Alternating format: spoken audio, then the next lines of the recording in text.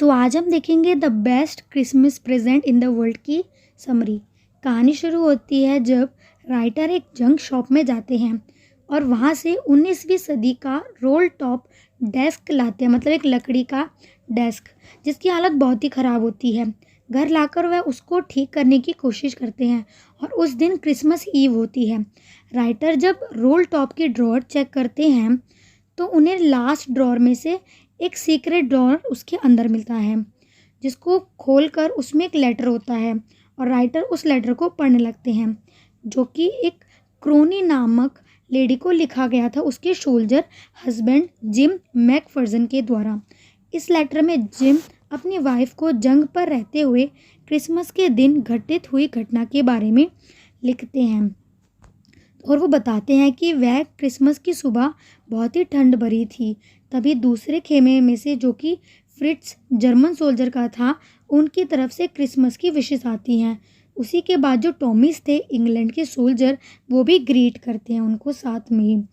दूसरी तरफ से जो फ्रिट्स थे वाइट फ्लैग दिखाते हैं और जिम को लगता है कि उनकी कोई चाल है, लेकिन ऐसा कुछ भी नहीं था। फ्रिट्स जो थे वे पूछते हैं कि क्या हम आपसे मिल सकते हैं, और ऐसे ही पूछते पूछते फ्रिट्स और टॉमिस थे वो नो मैंस लैंड में आ जाते हैं। मतलब वो जगह जंग में जहाँ दो अलग अलग देश के लोग मतलब जंग लड़ते हैं और बीच में जो खाली एरिया होता है उसको नो मैन लैंड बोलते हैं। तो वहाँ पे वो सारे आ जाते हैं बिना हथियार के। जिम जो थे वो बड़े ऑफिसर थे और वो उन सबको रोकना चाहते थे, लेकिन वो उन्हें रोकते नहीं क्योंकि वो शांति बनाना चाहते हैं।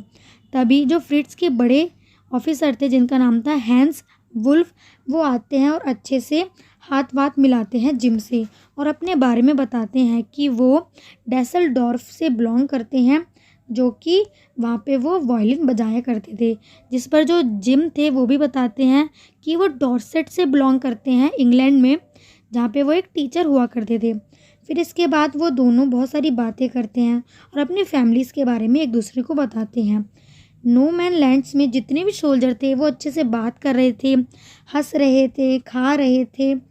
फिर कुछ समय बाद कोई उनके पास फुटबॉल को लेकर आता है और ज़मीन में गड्ढा खोदकर वो गोल पोस्ट बनाते हैं, जिससे हमें पता चलता है कि ये जो गेम होने वाला था फुटबॉल का वो फ्रिट्स वर्सेस टॉमी था, जिसमें जो फ्रिट्स थे वो 2-0 से जीत जाते हैं।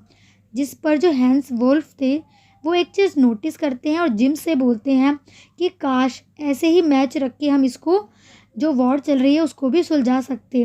जिस पर जिम बोलते हैं कि फुटबॉल की जगह मैं तो बोलूँगा कि क्रिकेट का मैच होता। जिस पर वह दोनों हंसते हैं।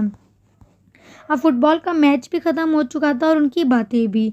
तो अब समय हो गया था उन दोनों मतलब सोल्जर्स को विदा लेने का।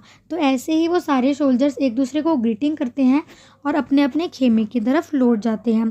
तो रात में जो फ्रिट्स के खेमे होते हैं उनकी तरफ से सिंगिंग की आवाज़ आने लगती है, जिस पर टोमीज भी उनका साथ देते हुए गाना गाने लगते हैं।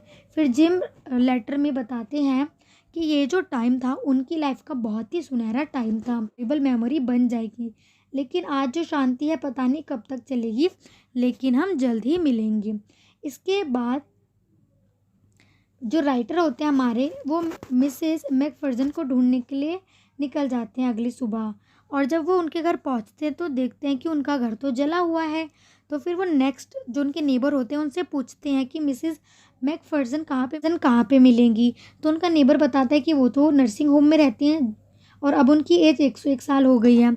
तो राइटर उसी नर्सिंग होम में जाता है और वहाँ पे उन्हें मिसेस मैकफर्जन मिल जाती है, जिस पर वह उन्हें वो लेटर दे देता है और सारी स्टोरी बताता है कि ये लेटर उन्हें कहाँ से मिला, कैसे कैसे मिला।